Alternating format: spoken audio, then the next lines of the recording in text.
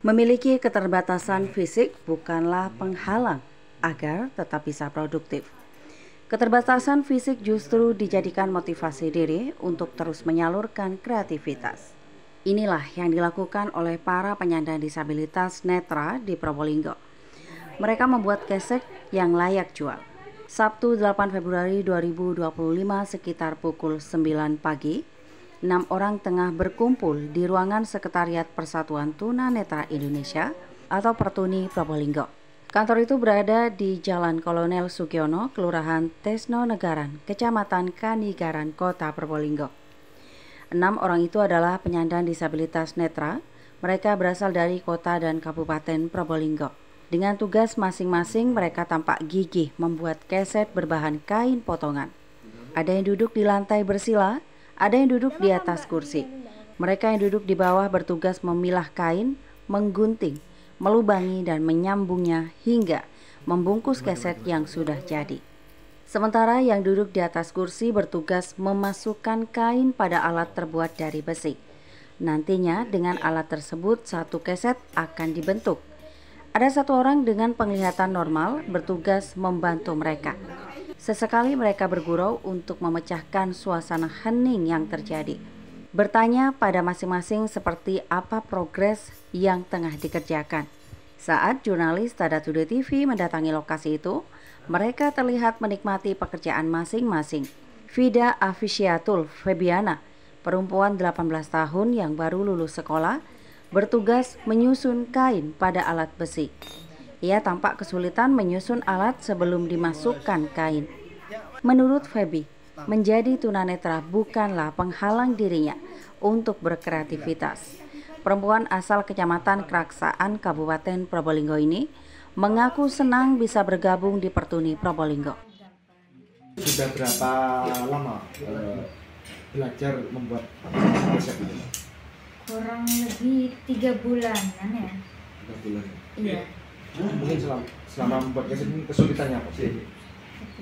Yang ngerangkai kayak gini, ngerangkai besi awalnya. Alatnya Awalnya, ya, alatnya, ngerangkai alatnya. Kalau udah jalan Udah nggak aman, karena dia udah ketahan sama kainnya itu. Pernah mengalami kejadian kejepit atau apa gitu? Sudah biasa itu keseringan.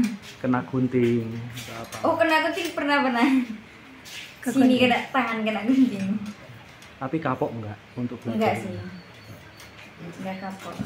Kalau satu keset biasanya berapa jam untuk mulai dari awal sampai selesai? Kalau saya sendiri sih 4 jaman ya. 4 jam. Karena sulit dari alatnya ini. Mbak, apa yang memotivasi Mbak mau belajar membuat keset ini apa? Yang memotivasi saya. Iya. Disuruh atau kemauan sendiri? Kemauan sendiri juga sih. Kemarin juga ada pelatihan kan. Jadi menambah keterampilan gitu.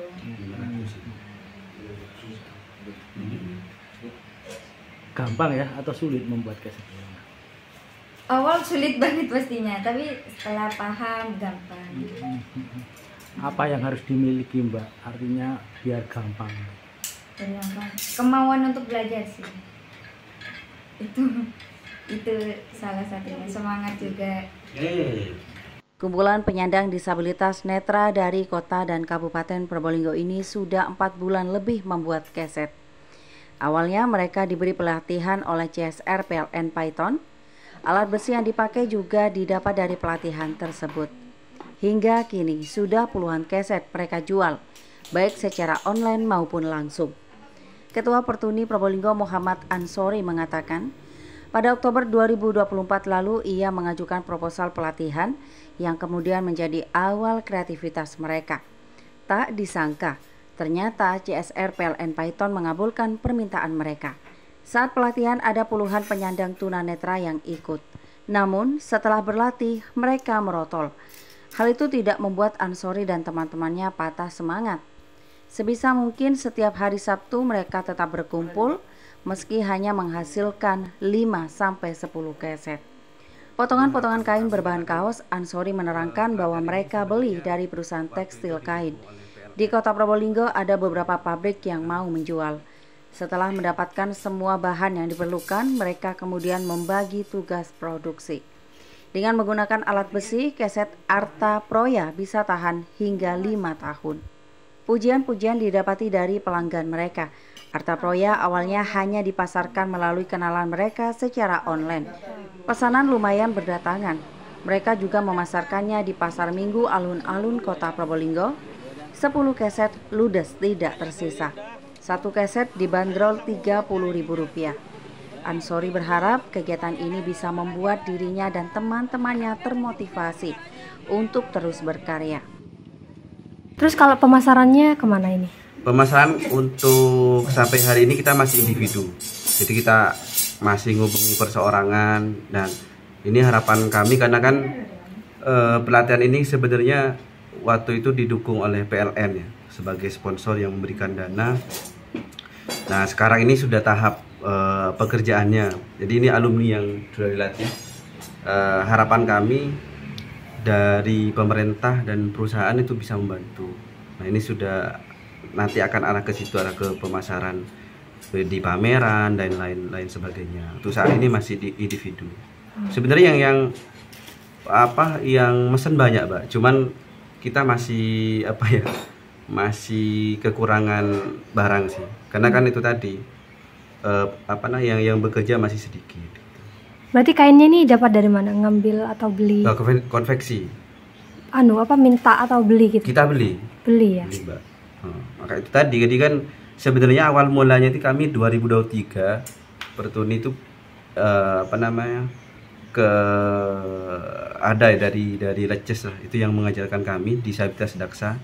Kemudian pada tahun 2024 kemarin di bulan Oktober kita tuh bulan Agustus kita mengajukan proposal ke PLN untuk belajar pelatihan ini. Instrukturnya ya dari Leces ini yang kami temui di tahun 2023. Termasuk PLN itu memberikan dukungan kain, kemudian alatnya, sampai seperti ini.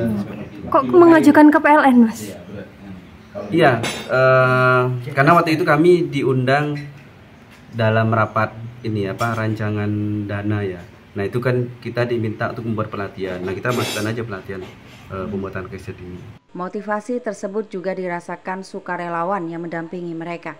Pada Sabtu pagi itu ada satu sukarelawan yang membantu mereka. Namanya Unzilatul Rohmah, 23 tahun. Unzi, sapaan akrabnya, bahkan sudah sejak tahun 2019 menjadi sukarelawan untuk mendampingi Pertuni Probolinggo. Berada di tengah-tengah mereka yang tidak memiliki kemampuan melihat, Usni mengaku sudah terbiasa. Ada kendala, Mbak, selama ini untuk mendampingi mereka? Kalau kendala, alhamdulillah tidak ada. Karena teman-teman sendiri sudah mandiri, Pak. Jadi saya cuma mengarahkan ini yang kanan, ini yang kiri, ini kebalik, ini ada yang warna yang salah, itu saja. Sebelumnya ada pendekatan nggak kepada mereka? Sebelumnya sudah, karena saya pengalaman dari Pertuni ini dari 2019 berlanjut sampai sekarang di pelatihan keset ini. Berarti Mbak volunteer? Iya, volunteer. Mbak, kalau dari awal alasan Mbak menjadi volunteer Pertuni apa?